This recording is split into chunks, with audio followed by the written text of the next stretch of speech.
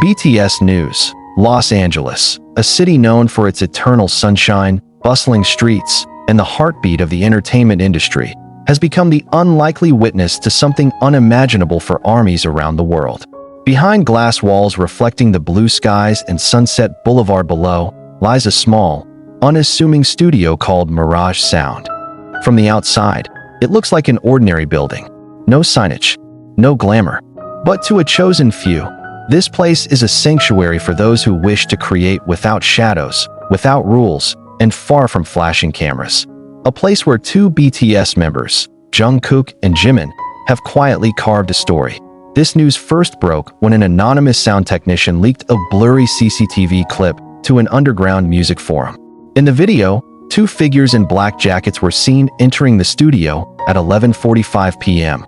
Their faces were partially obscured by masks and hoodies, but their posture and movements were unmistakably familiar to BTS's loyal fans. One carried a guitar, the other an iPad filled with lyrics. The internet exploded. Speculations poured in. Were Jungkook, a name given by fans to the Jimin and Jungkook duo, working on a secret project without HYBE's knowledge?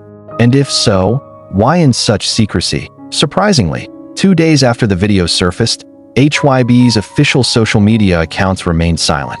No statement, no clarification. Even as the hashtag #JungkookInLA began trending worldwide, the agency chose not to respond. But beneath that silence, a storm was brewing. Jimin and Jungkook had arrived in LA a week earlier, reportedly for a short break, before BTS's next big project. Yet, they were completely off the radar. No sightings at restaurants, no cafe posts, no usual celebrity hangout spots where Korean stars are often spotted. That morning, just after sunrise, a studio worker at Mirage Sound found the mixing room door ajar. Inside, the monitor was still on, displaying a project timeline. One file was open, with a title that sent chills down his spine. Don't Look Down, JK Jam Final Mix 7. Jungkook's voice came first, deep and low, singing lyrics about loss, longing, and an indescribable bond. Soon after, Jimin's voice followed, delicate and heartbreaking, filling the empty room with harmony that felt both familiar and entirely new. The most shocking part was the song's ending, where their voices met in a harmony unheard in any official BTS release. Not just because of the experimental arrangement, but because of the raw emotional honesty embedded in every lyric. This wasn't just a pop song. This was a confession. Hours later, the file disappeared from the system. It's believed that someone from their inner circle returned to delete all traces. But the world had already started talking, and nothing could stop it. A producer who had previously worked with BTS, speaking anonymously, revealed that Jungkook and Jimin had been having private conversations for months, discussing things too honest for official releases. While BTS was still their home, they both felt a part of their artistic voice had been stifled by the enormous machinery of the industry. They wanted to speak, not as a brand, but as human beings. One cold and quiet night in downtown LA, inside a dimly lit studio room, Jungkook sat on the floor with a guitar on his lap. Jimin stood by the window, staring out as if searching for answers that never came. They had just finished recording the last vocal take for a second song titled Under Our Breath. "Are we really ready for this?" Jimin asked, his voice barely audible. Jungkook looked up, tired eyes full of resolve. "If we wait for the world to be ready, we'll never start." A long silence followed, the kind only understood by two people who have survived countless training nights, hundreds of stages, and over a decade of public expectation. That night, they were no longer Jungkook and Jimin of BTS. They were just two boys trying to sing their truth. The songs they recorded over those few nights weren't side projects. They were silent manifestos.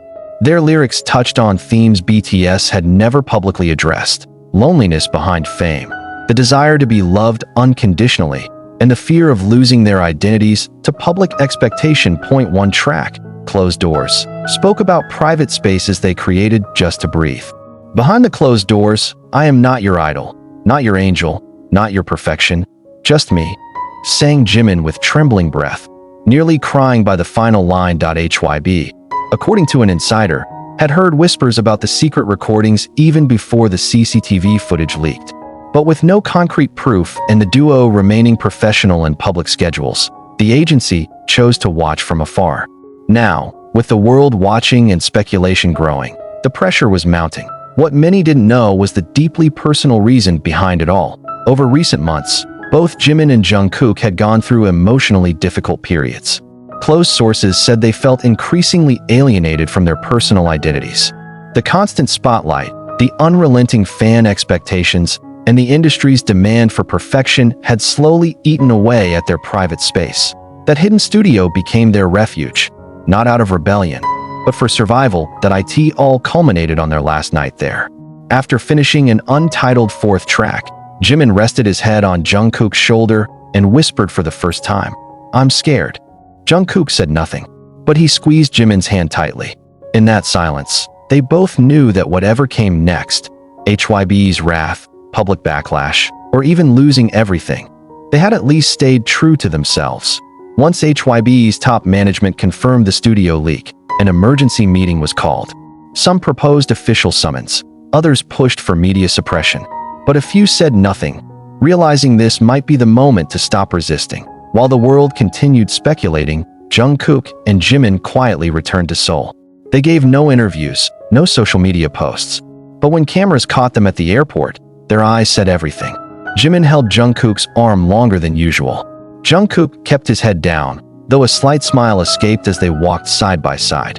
Days later, a mysterious SoundCloud account uploaded a 3-minute 48-second track. No artist name, no cover art, just the title, "And If We Fall." But anyone familiar with their voices knew instantly. It was them. The song went viral within hours. Armies cried, made fan art, translated lyrics, and flooded social media with messages of love and support. No anger, no disappointment, only love and understanding. And maybe that's what they had waited for all along. Was this the beginning of a new project? Would HYBE impose sanctions? Or perhaps, would they embrace this courage and pivot the industry? One thing was clear. The nights at Mirage Sound had created something that couldn't be erased. A statement that even at the pinnacle of fame, two boys could still search for meaning, create space, and sing their truth. Not as stars, but as humans. The mystery song, "And If We Fall," became an uncontrollable wildfire in the media. International outlets joined in. Billboard released an article titled "Anonymous Song Strikes BTS Chord. Could it be Jimin and Jungkook?" Meanwhile, Variety called it the rawest BTS sound we've never officially heard. But behind the euphoria, a storm brewed. HYBE HQ in Seoul held 2 consecutive closed-door meetings.